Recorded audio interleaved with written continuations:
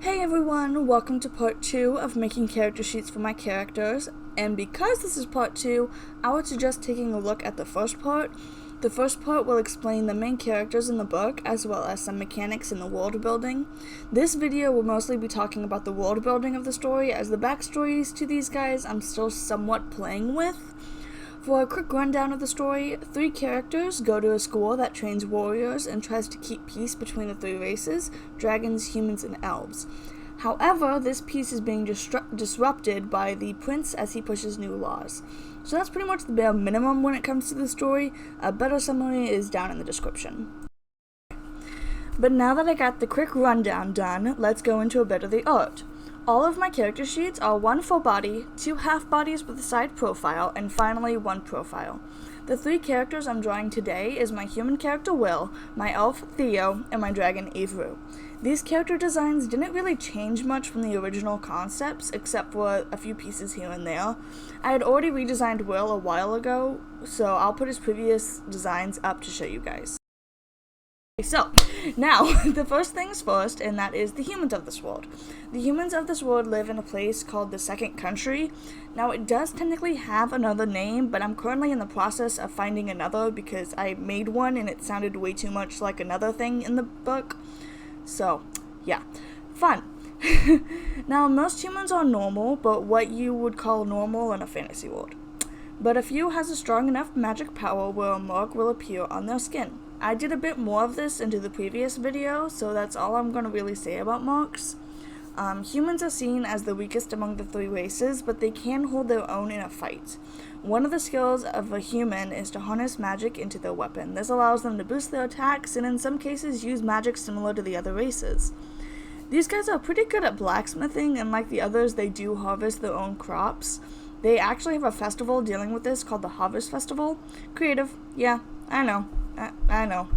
But this season is at the end of the harvest season when everything is wrapped up. They have a big festival filled with games and fireworks to celebrate the end of the season before it's back to work. In fact, the king... Oh shoot, how do I explain this? I literally just wrote this in the book. Why is my mind drawing a blank? The king actually anoints one of the nobles to throw a huge, gigantic ball, party, soiree, whatever you want to call it, for the other nobles to come and celebrate and such. So yeah, it's fun. The humans also have another celebration called the Changing of the Seasons. This is a time in the end of winter and the beginning of spring when most of the heavy snowstorms have left. They all get together to clean up the rest of the ice and snow so they can start to plant the seeds for the next harvest.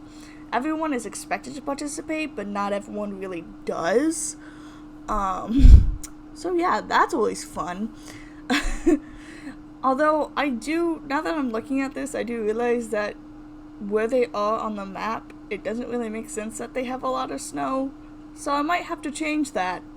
We're gonna find out. I don't know. I got some changes to probably work out. That's gonna be fun. Okay, so now that I've gone through humans, I am going to say just a little bit about Will. He's a knight, and he goes to school.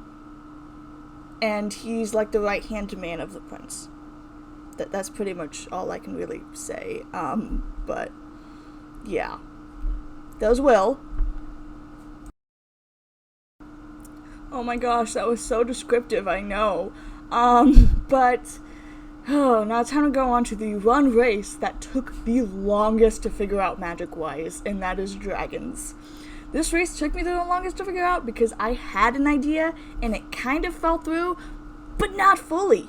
Now, dragons in my world have the ability to change between their dragon selves and their human selves, so they're pretty much shifters. I hope I'm using that correctly. I don't know. The human selves often have dragon scales underneath their eyes, and they will light up depending on how they're feeling. So, if they're angry, it will light up. If they're sad, not so much. Fun times, yeah. So, the dragons of this world are based off of the seasons, so summer, winter, spring, and autumn. And yes, I know I said that all out of order. Deal with it. Each dragon has a different power, which is where things got really complicated for me. Because, how do you put seasons in a power without stepping into elemental territory? I didn't want to do that because the elves are based off the elements, so I had to get creative. I had Autumn figure out first with illusion and telepathy, which is funny that I came up with that first because of course I'd make the powers of the dragons that are barely in the story, but I redeemed myself by doing spring next. Evu, who is the person I'm drawing now, is a spring dragon, so before I even thought about putting him into the story, I had to figure out his powers. That became a form of empathy and healing magic. Now, this type of empathy is a bit different as it's in a magical sense. Spring dragons, when close to someone, can feel the distinct pattern of their emotions. So the pattern. So if the person is ever in danger, if they are close, they are able to leave themselves to the person. Now, by this time, I realized I have a running magic going with dragon powers, and that's mental abilities. So I looked into a few mental abilities and decided that winter dragons, oh my gosh, I can't speak today. Winter dragons should have dream manipulation, which means that they can alter dreams. Now, this includes all dreams, daydreams, regular dreams, at night, experienced. So yeah. Experienced winter dragons also have the ability to make a dream so real that it can affect the person's physical body as well. If you guys have ever read the book Kingdom Keepers by, who's it by? Why is my mind drawing a blank? I don't remember who it's by. But, it's like a Disney thing where, like, a group of teenagers can, like, go to the parks after dark in their dreams, and whatever happens to them in the park can affect them in real life. It's kind of like that. Okay, so the last, group of dragons that's left is summer dragons, which were the trickiest of the bunch. I had already done quite a bit of mental powers, and there was only so much else I could do. My dad was I was bouncing ideas back and forth, and my dad was like, oh, if winter dragons can do, dreams, what if summer dragons could do, daydreams? And I was like, that's neat, but doesn't that go into, autumn dragon's illusion thing? So, it was very difficult, and I did finally figure out how to do this. But, I won't reveal it, because one of the main characters is a summer dragon, and I'd rather not reveal it before it's revealed to her, so let's move on. Not only do dragons have these mental abilities, they also have their breath attacks and just straight up strength. But don't worry, there is a downside to all this power. Well, sort of. We are going to the end of Evu's sheet, so I'll talk more about dragons later. I actually have so much on this race because of how much I had to, dive into it. So the final race is Elves. This race was the first that I actually had fully completed in magic and looks-wise. The elves of this world were actually very, very, very easy to create. As I said before, they are elemental. They have the power of water, earth, air, and fire. Hold up, I missed one. Water, earth, fire, air. Duh. I'm such an idiot. Water, earth, fire, air, and I added lightning. The elves were the most in tune with the magic in the land, and their powers with it opening up the ability for humans to interact with it. However, over the years, the relationship with magic falls short, most of the elves people having trouble with mastering control of the elements. The elves with the most control are often druids who don't even live in the Elven Kingdom. The elves' powers manifest in their early teens, and once they get their powers, they train under an official master. Elves are often recognized by the colorful marks underneath their eyes and their pointed ears.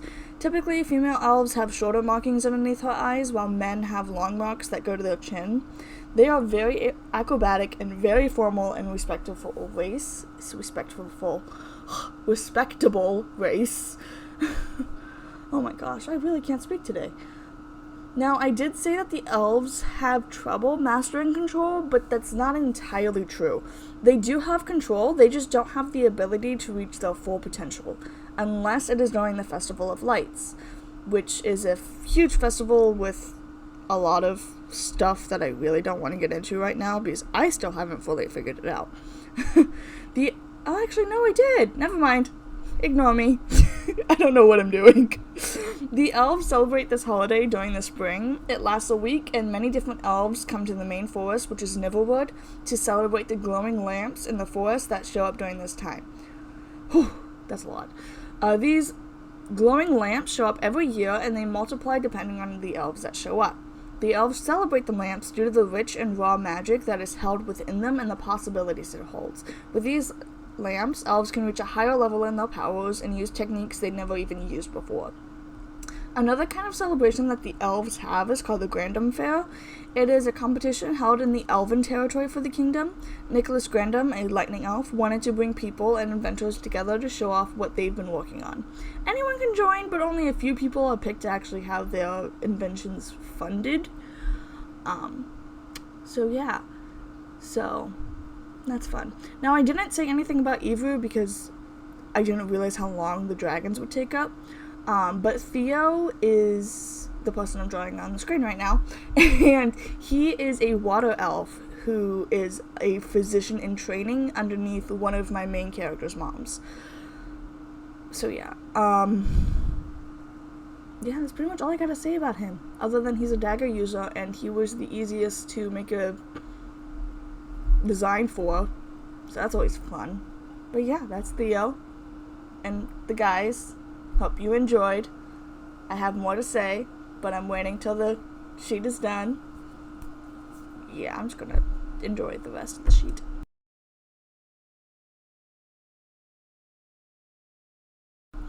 Okay, and that's what I have for the races. There are a few things that I didn't say, so if you have any questions, please comment down below because I have a lot on this. Of course, some I can't really share because it will be in the book. But it took me years to create these races, and I can't wait to share them and the characters with you, because, I've been working on this since middle school, and I'm now, 2 years out of high school. Oh my gosh, I'm 2 years out of high school. I don't like that. Anyways, yeah, so if you do want to learn more about the boys, I did end up making a little thing at the end of my script, idea sheet, whatever. So Eva is a cinnamon roll who is very protective. Theo is a training physician who doesn't sleep as much as he should. And Will is a noble who is kind but is almost always racked with guilt. Because, trauma. So now if you wanted to commission me, I do have them open on Artistry, and you can find a link down below.